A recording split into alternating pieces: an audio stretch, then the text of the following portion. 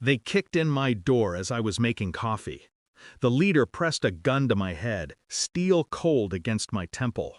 The major sends his regards from Lubyanka. Your retirement is over. I didn't flinch. My eyes drifted to the small pin threaded through his bootlace. Spetsnaz Vimpel, an old insignia, a ghost from another war. I smiled. The scar on the major's neck, I whispered, my voice steady, low. I gave him that, with a shard of glass, in a Chechen basement. Their posture faltered, just slightly, enough. Tell him the shadow of Grozny remembers. You can walk out of this kitchen, my hand wrapped around the knife on the counter, or I'll mail your pins back to him inside your skulls. They thought I was bluffing. They were wrong. By the time the kitchen quieted, the air smelled of gunpowder and blood. Bodies don't shock me anymore. What lingered wasn't the violence, it was the name, the major. Old debts resurfacing, old shadows crawling back. But beneath it, something deeper twisted. My wife's voice the night before, too calm, too detached. Don't worry about us. Just stay gone. Stay gone. As if she knew. The attack wasn't random. It wasn't sanctioned. It was personal. Someone told them where I was. And the only person who knew the details of my quiet life, my false name, my buried past, was her. The woman I'd trusted. The woman who waited for me through wars. Or so I thought. The betrayal didn't come with a bullet. It came with silence, with absence, with the knowledge she was somewhere else when my door splintered. I tasted bile. Rage pressed against my ribs. But rage without proof is weakness, and I don't move without certainty. Small.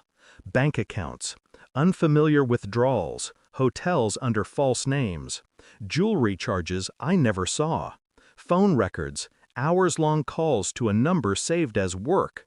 But her job didn't keep her past 9. I traced the number. Military-grade encryption, not civilian. It wasn't work.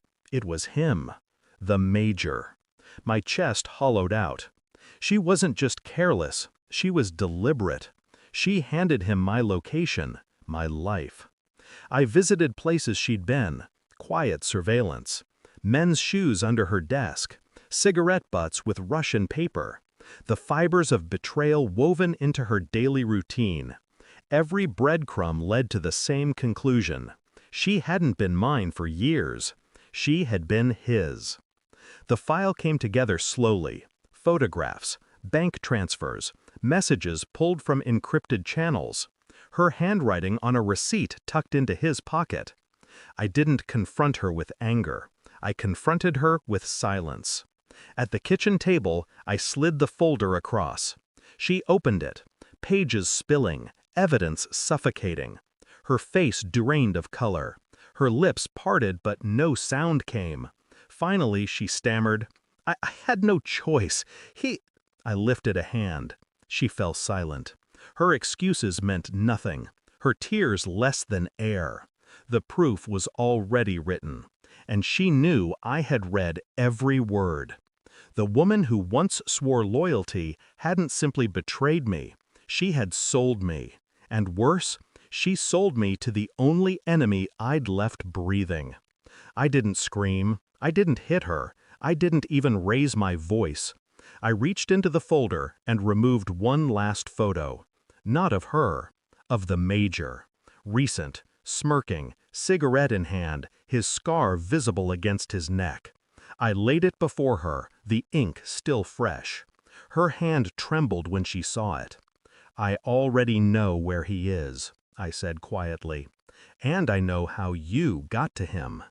She shook her head, tears streaming. Please, I leaned in, my voice cold enough to cut through her sobs. You gave him my name, my home, my life. You handed me over for him. Her shoulders crumpled. And I realized then, this wasn't love. Not anymore. It was survival. Hers at the cost of mine. I left her there, broken under the weight of her choices. Tears wouldn't save her. Explanations wouldn't erase the truth.